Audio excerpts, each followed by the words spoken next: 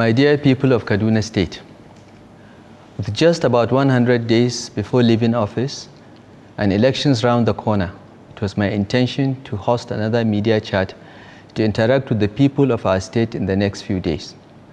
While I still hope to do so, I feel the need to address you all today due to the unprecedentedly cruel situation our people and their livelihoods have been thrown into, particularly in the last 2 to 3 weeks, by the decisions, actions and inactions of the federal government of Nigeria. On behalf of the government of Kaduna State, I wish to express our deepest regret at the needless suffering you are enduring as a result of the prolonged fuel shortage and the difficulties occasioned by the so-called currency redesign policy of the Central Bank of Nigeria. We understand your pain. I assure you that as your state governor, I've been working with my colleagues to do everything in our power to end these pains, while publicly supporting what appeared to be a beneficial policy. We innocently engaged privately with the President and the leadership of the Central Bank of Nigeria to review the implementation of the policy so as to reduce its negative impact on the lives and livelihoods of our people and end the pain being inflicted on citizens.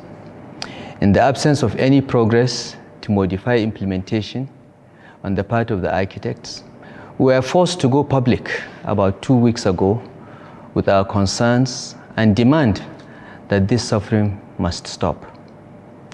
We take seriously our duty to protect ordinary people from the consequences of these policy fiascos. The sad fact is that the victims of these mindless policies are the people that elected us. It is their welfare that is being threatened. Many of our people have been left in a situation where the money they put in banks has literally been confiscated, depriving them of the ability to buy food and basic necessities.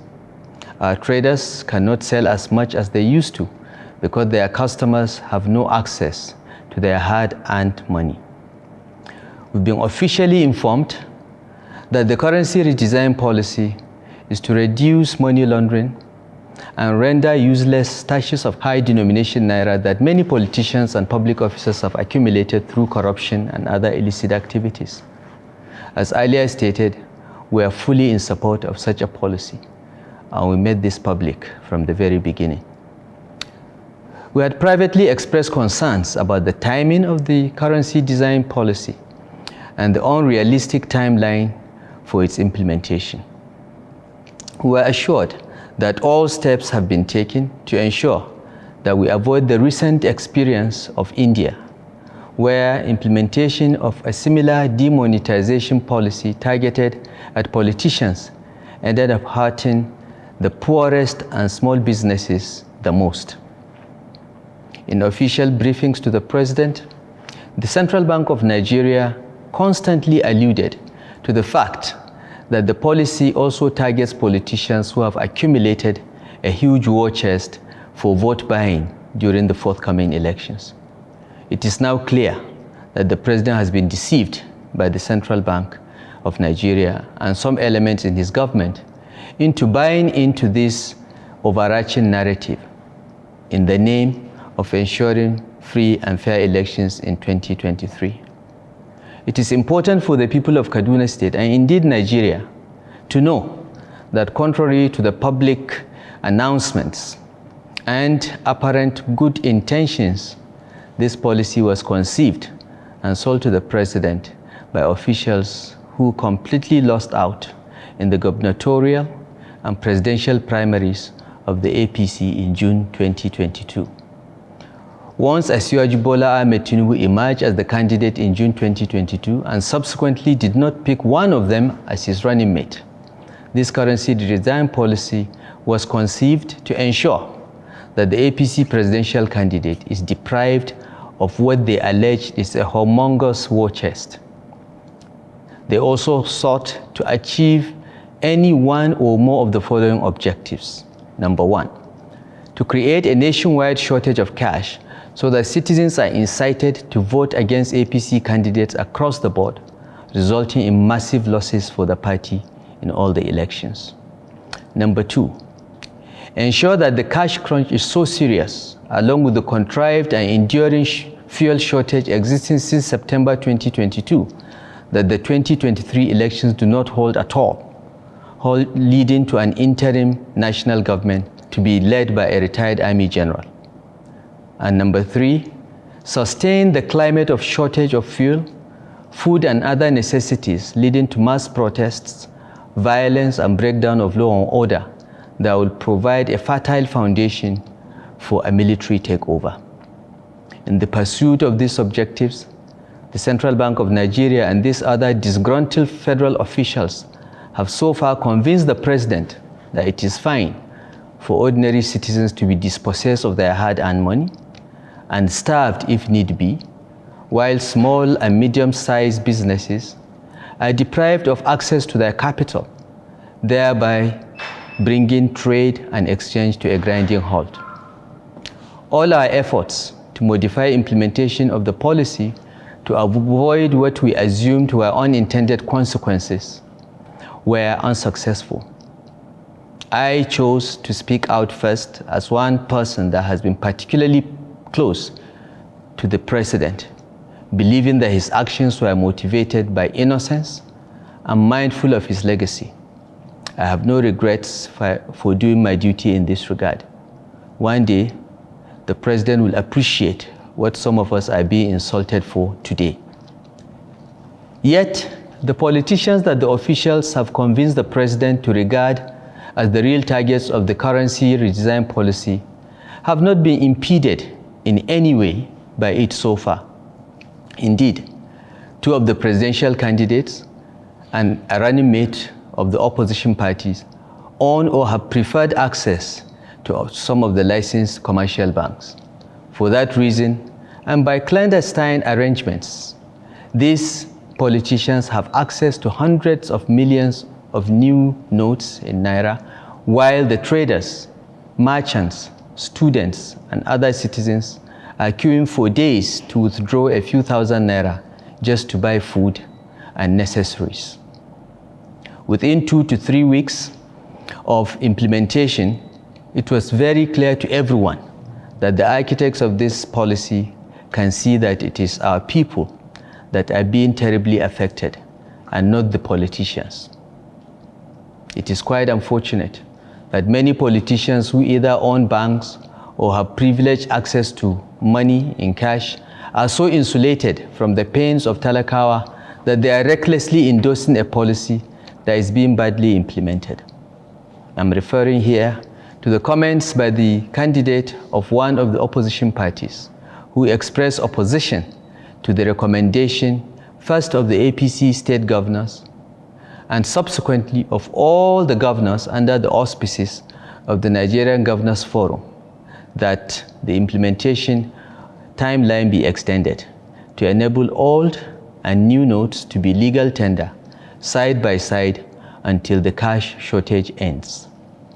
My dear people of Kaduna State, let me explain how the architects of this policy intentionally designed it to fail.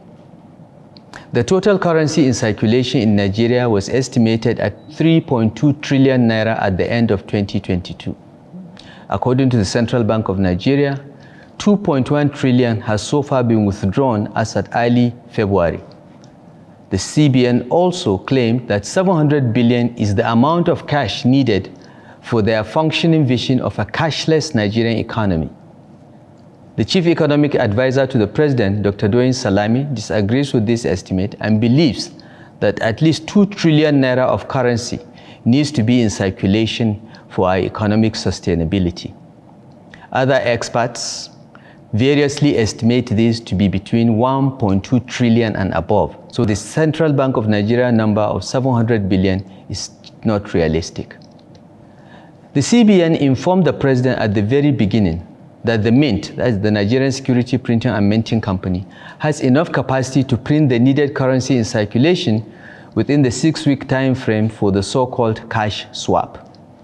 By its own admission, only 400 billion naira worth of new notes had been printed for the Central Bank of Nigeria as at early February.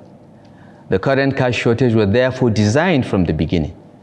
The president was lied to about the domestic capacity of the mint to print. And even if the announced 700 billion naira was printed, it would have been grossly inadequate anyway. Imagine then printing only 400 billion and making most of it unavailable to the commercial banks, but passed to favored entities through special and clandestine arrangements. How can the Central Bank of Nigeria collect 2.1 trillion from citizens and print only 400 billion? Is this not a clear case of economic sabotage? It is bad economics to so curtail economic activity and the velocity of circulation of money. It is also insensitive to deliberately cause cash shortage and then seek to instigate the public against the mostly innocent commercial banks. Even the most honest and prudent action by banks cannot magically make 400 billion to look like 2.1 trillion or have the same spread and availability like the central bank should have ensured. As a regulator, the Central Bank of Nigeria should not be seen to be setting up the banking sector as the public enemy to cover up the glaring failure in its design and implementation of the so-called cash swap policy. We have repeatedly appealed to the federal government to allow whatever remains of the old notes to circulate concurrently with the new notes.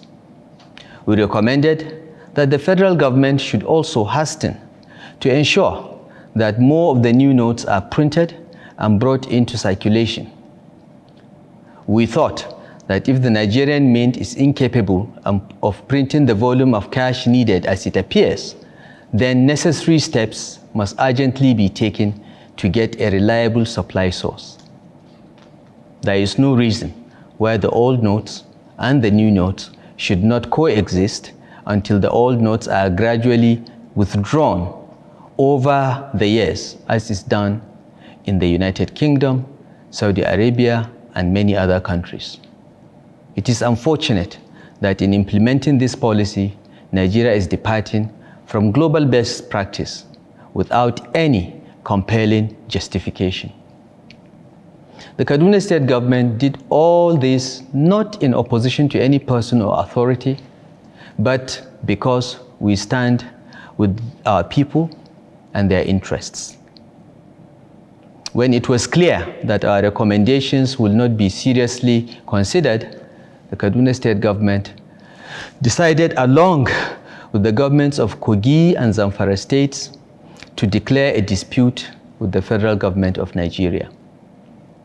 In line with the provisions of the 1999 Constitution as amended, we approached the Supreme Court of Nigeria to invoke its original jurisdiction to hear us and the cries of our people.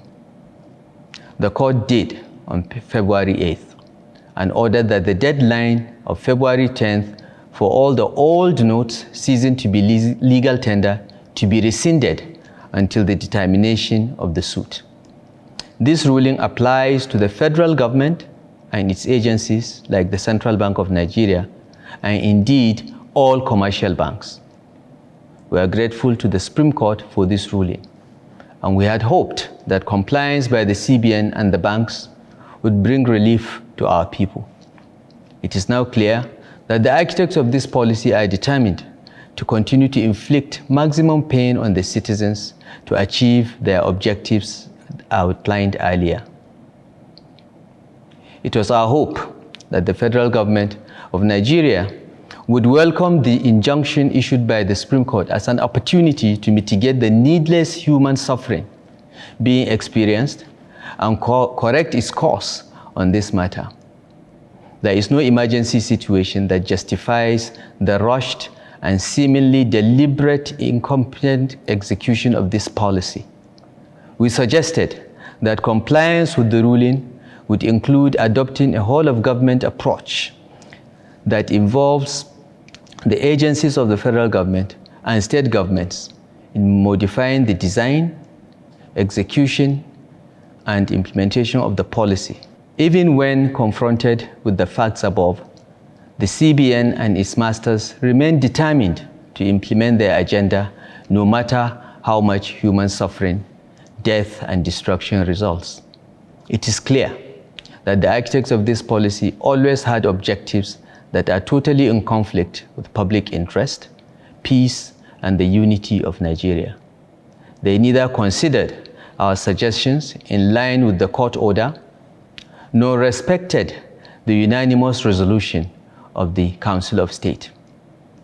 It is also quite revealing that the federal government and its agencies not only disobeyed the February 8th ruling by continuing to say the February 10th deadline stands, it is also shocking to see the blatant violation of the subsisting and continuing order of the Supreme Court that all the old and new notes should continue to be legal tender until it gives judgment in the case filed by the Kaduna State government along with several others. The address by the President earlier this morning, limiting the legal standard status of old notes to only 200 Naira, amounts to total disregard and disobedience of the ruling of February 8th, which was extended further yesterday by the Supreme Court of Nigeria. The misguided action of the Attorney General to mislead the President into engaging in this public violation of the order of the highest court of the land shows how desperate the policy architects are to cause national chaos by showing open contempt for the judiciary.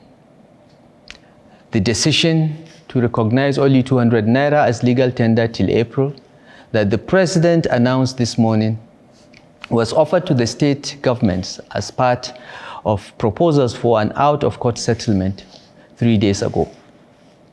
The federal government asserted that this was offered because all the old 1,000 Naira and 500 Naira notes had been destroyed. We rejected the offer and proved to the officials that not a single high denomination note had been destroyed. We also believe that circulating 200 Naira only to be inadequate in alleviating the suffering that we see every day in our states. We insisted that all the components of the Supreme Court order should be complied with fully. But back home, what do we do here in Kaduna State? My dear people of Kaduna State, with the foregoing revelations, it is clear that our peaceful coexistence as a state and a nation is being placed under deliberate danger using the intentional combination of fuel and cash supply disruptions. These evil people, using the instrumentality of the federal government and the President as convenient covers, are willing to truncate our democracy because they have personally lost out.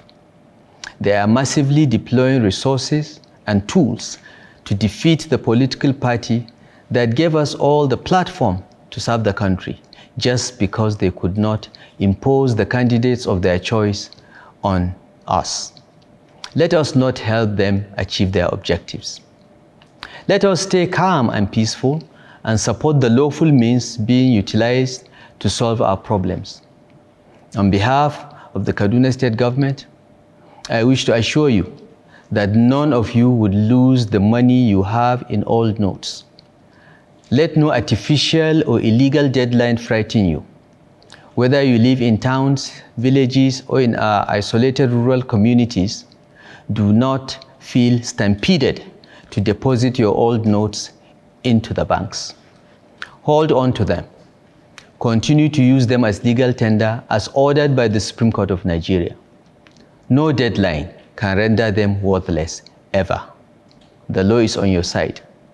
The Central Bank of Nigeria Act 2007 in Section 20, subsection 3, and the Bills of Exchange Act both oblige the Central Bank of Nigeria to recognize your old notes and give you value in new notes whenever you bring them to the CBN, even in the next 100 years. Therefore, as your governor, I wish to assure you that the Kaduna State government, in collaboration with elected legislators, our traditional institution, elected local government councils, markets and traders associations, and so on, will help you collect, record, document, collect, and deliver all your old notes to the Kaduna branch of the Central Bank on your behalf into the new ones immediately after the elections. We'll also ensure the delivery of your new notes to your various locations without any hardship or expense on your part. We shall save you any panic and the stress of a long journey from your community to the CBN office in our state capital from March until the end of December 2023, if need be, by the grace of God. For the avoidance of doubt, all the old and new notes shall remain in use as legal tender in Kaduna State until the Supreme Court of Nigeria decides otherwise. I therefore appeal to all the residents of Kaduna State to continue to use the old and new notes side by side without any fear. The Kaduna State government and its agencies shall seal any facility that refuses to accept the old notes as legal tender and prosecute the owners. If need be, we shall take further consequential actions available to us under the law. While I urge you all not to fall for these antics of the enemies of Nigeria, please be patient and continue to exercise resilience in the face of open provocation and deliberate disinformation. We encourage you to be ready with your permanent voter's card to vote in the February 25th Presidential and National Assembly elections. We are doing all we can to ensure that it is peaceful, orderly, and hitch-free. I appeal to you to understand the shenanigans of these unpatriotic elements in Abuja and ensure you vote massively for the intended victims of these last-minute policies of needless hardship and incitement of the citizens. Our party, the APC, and the candidates in all of the elections. The Kaduna State government is making this appeal and taking all these measures to shield our people from the terrible consequences of the currency redesign policy. We seek to protect our people's hard-earned money, their ability to engage in trade and exchange, and buy what they need. We also seek to protect their civic rights, liberties, and freedoms under a democratic dispensation.